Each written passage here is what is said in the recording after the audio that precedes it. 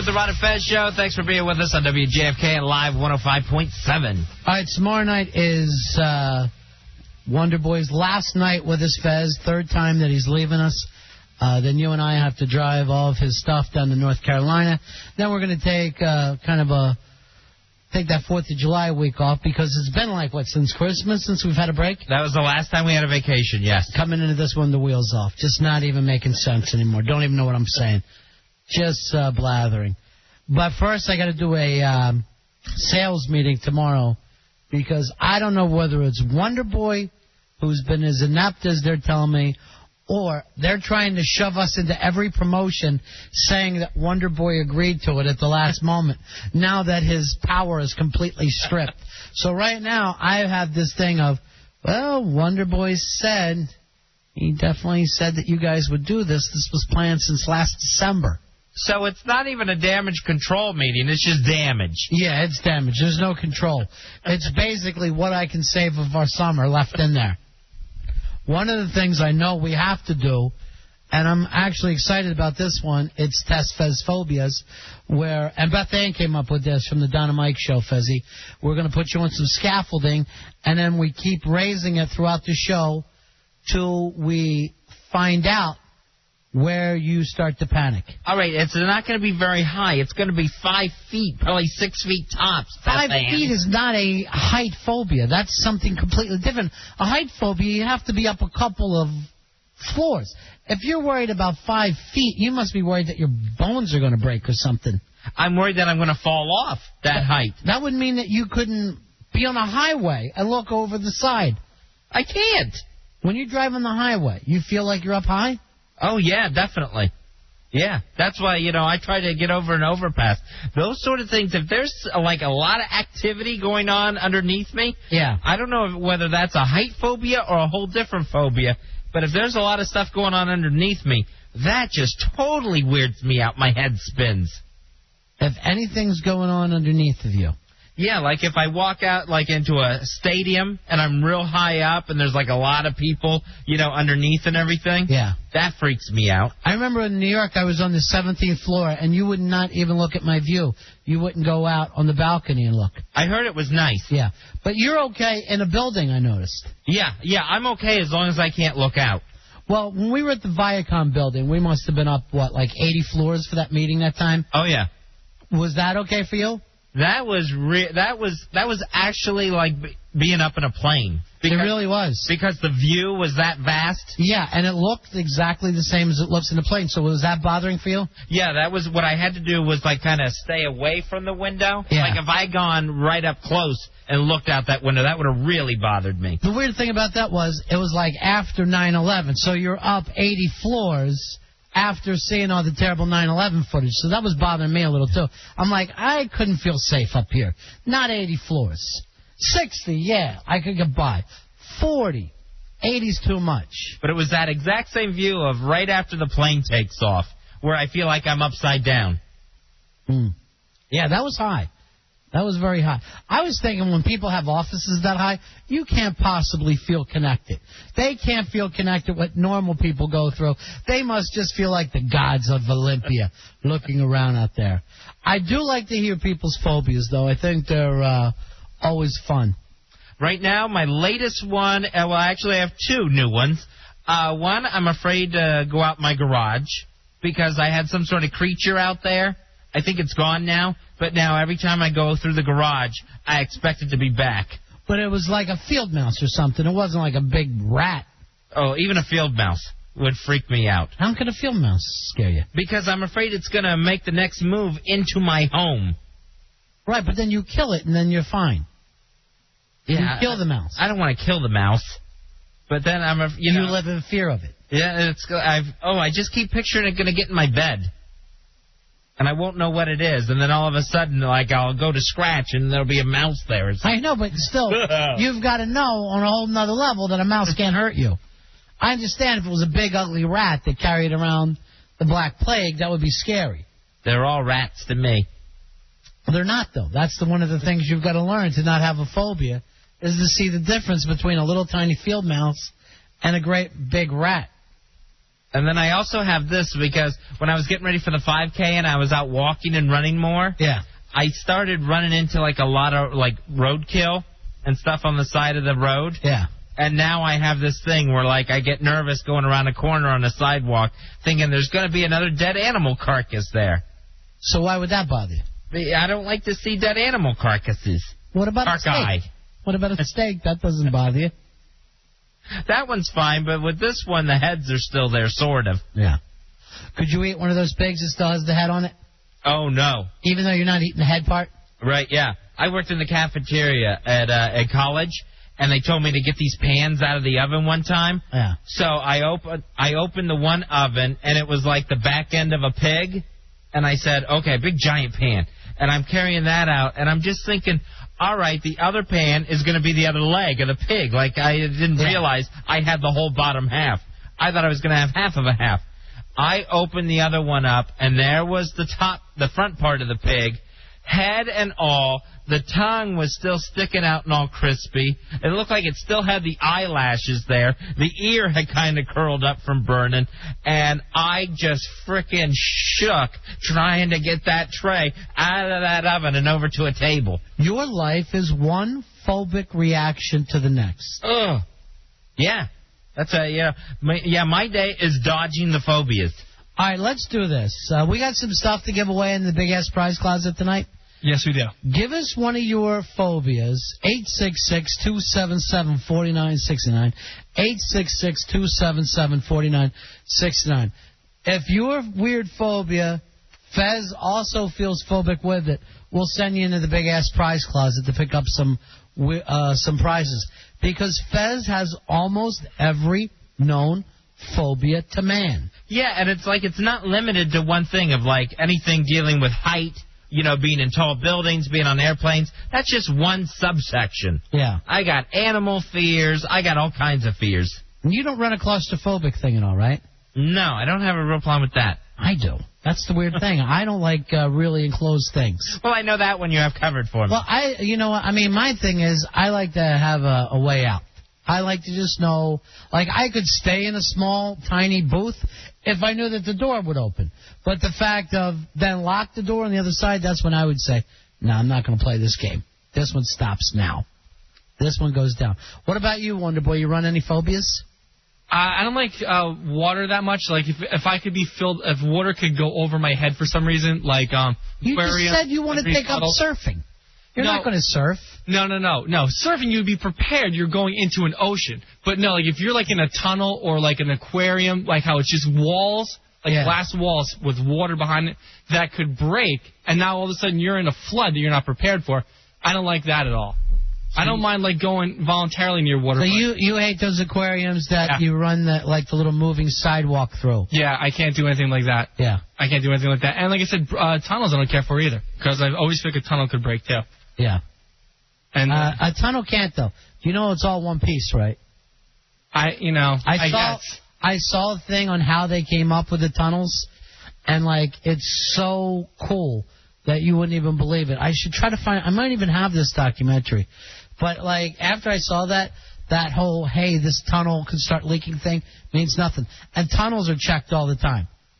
All the time. Yeah, but they wouldn't check them so much if they weren't afraid that something could go wrong. Here's the beauty of it. Everybody fights for their phobia and tries to keep that going. That's always the truth of anyone. Even though I'm trying to tell him it's perfectly good, you see how hard he's fighting to hold on to it. That, I noticed, is universal with people. Dubs wants to add something. Yeah, my phobia is of white condiments, like ranch, mayonnaise. It's a paralyzing fear, almost. Now, what is your problem with mayonnaise? It's just the texture, the smell. It just seems wrong, almost. What other white condiments, like ranch dressing? Yeah, ranch. What about a blue cheese? Can you get over on that? Oh, blue cheese is even worse because it has lumps. Yeah, it does have lumps. Cheesy lumps, though. Yeah, what about like a nice sausage gravy? Sausage gravy I can handle because it's got meat in it. What about just like melted cheese? Melted cheese is fine too because I can notice that in its solid state. Yeah. All right, let's play with some of these people, Fezzy. If Fez is scared of your phobia, we'll send you into the Big Ass Prize Closet. Here is Chris. Chris, you're on Ron and Fez. Bodies. Hey, my Bodie. Hey, I can't use the stove. I have a gas stove, and I'm afraid that it's not really off when I know I've turned it off. Yeah. So I have to get somebody to confirm that it's off, and then I won't use it again. Now, Fez, you got a gas stove problem at all? I actually don't have. I actually have the worst, the opposite of that. I forget mine on, and I've gone away for the day at your house, come home, and the burner's still burning. You know, my aunt, when I was a little kid, I remember she was trying to get the gas stove lit, and it was something with a pilot light, and the whole thing exploded and knocked her on the other side of the house, singed her hair and everything. It was really bad. I'm sorry, Chris. I thought you had a good one. It's my worst fear. Yeah. All right, man. All right, just, the main thing to do is let that gas run for a while, and then you'll get lightheaded, and you'll start to feel better about yourself. But I smoke, too. Is that going to be a problem? No, not at all. Shouldn't be. You're going to be fine. I've caught my bathrobe a couple times on fire. Just trying to cook something on the stove. Only a junkie catches his... I've never heard of anyone but a junkie. Here's Sarah, you're on Ron and Fez. Hi. Hi, what do you have for us, darling? I am terrified of small public restrooms. How small do they have to be?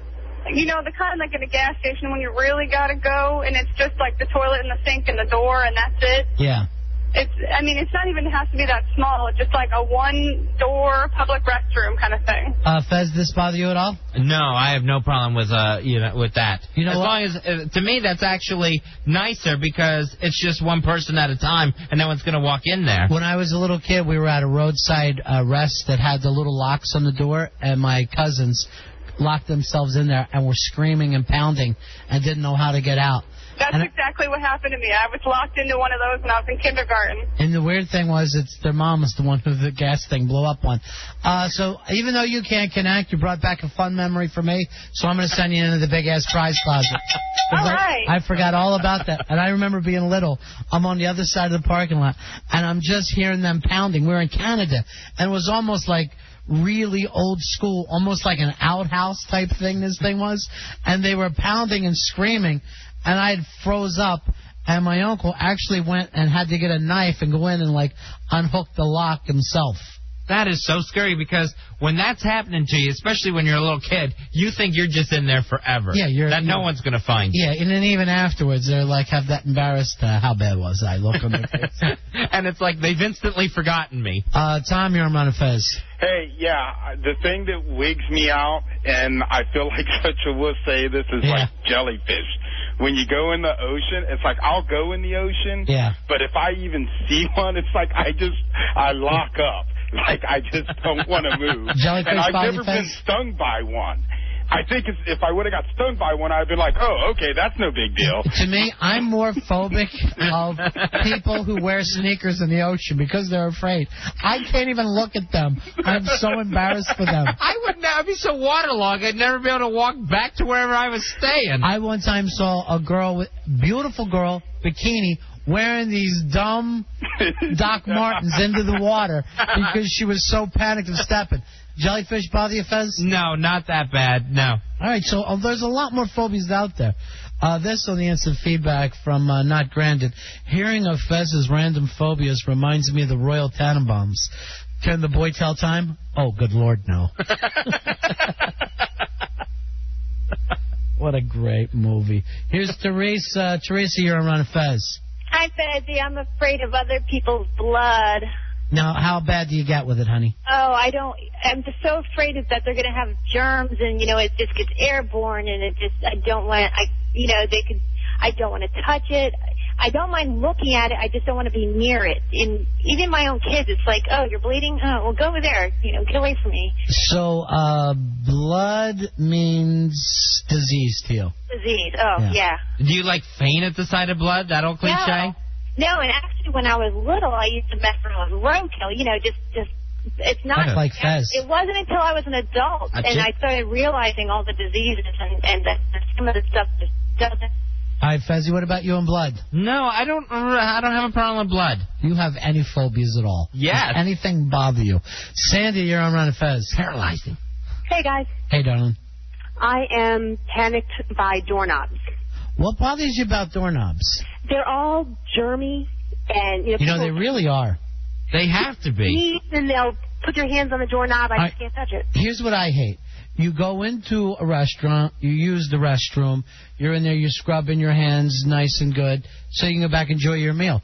Then somehow you've got to get that doorknob open for all the filthy people who don't wash their hands, use the bathroom. So I try to find a way of hooking it before I go in and have my meal. I try to come in underneath. Or if you don't have a long sleeve shirt, you're really in trouble.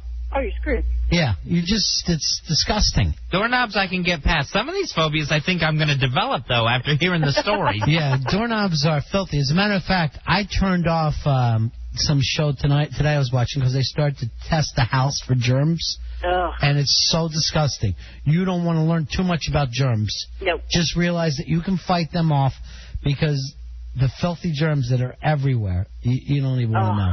All right, sorry, honey, you had a good one.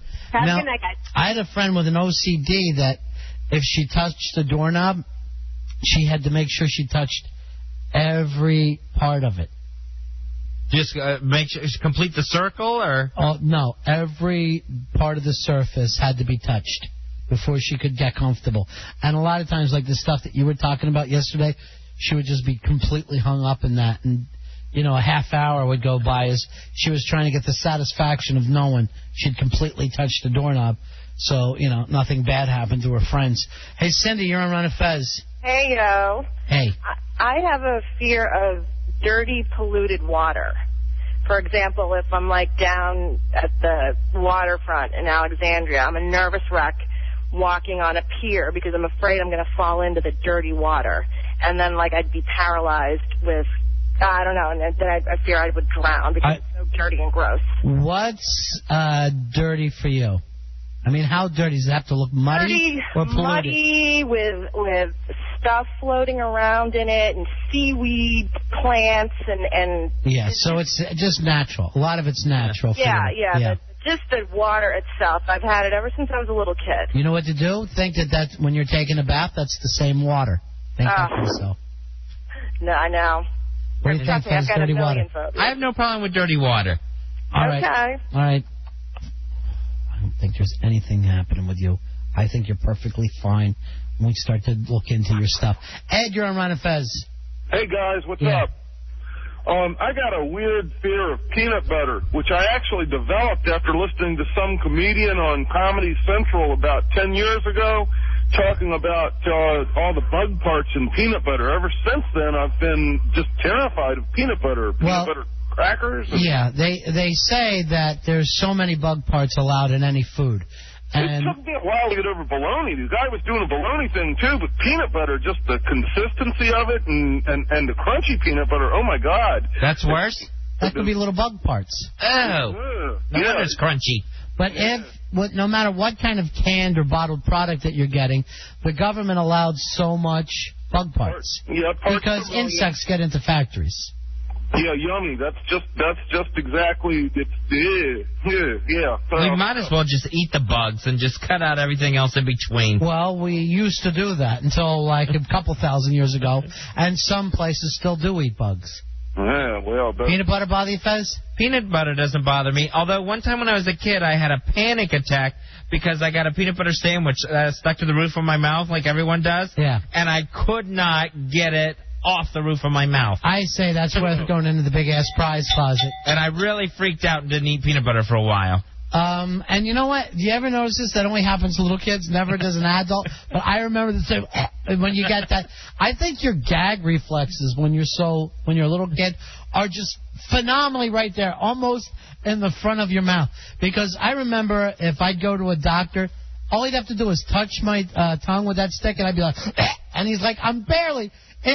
Please don't. I still can gag pretty easy. If even almost at the dentist, I have to say, look, don't make any fast movements towards the back. I don't want to get crazy here. I've gotten over the gag reflex pretty much as I've gotten older. Well, I guess that comes with experience. Steve, you're on Ron and Fez. Hey, I have this real phobia, and I didn't develop it until like my 11th grade where I took zoology in high school. I dissected a cat, and after that I couldn't eat any meat with bones in it. Yeah, I can understand that when every once in a while I'll be having chicken or something, I'll just go, this is a bone.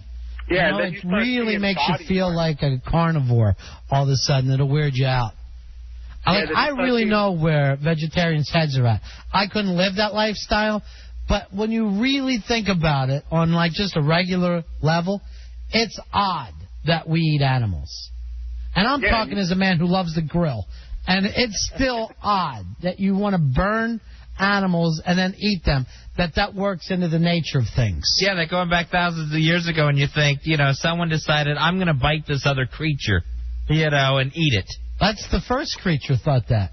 The first creature thought that ever, and we haven't shaken it off yet. So I have no problem with bones. I eat fast enough where I really don't notice them. None of the eating stuff is going to get the Fez. I'll give you a hint on that. If you look at him, he doesn't have a problem with peanut butter, ice cream, all this stuff works for him. We'll take a break and pick this out and see if you can match Fez's phobias. He's got quite a few of them. 866-277-4969. Back in just a few moments. It's the Ron and Fez Show.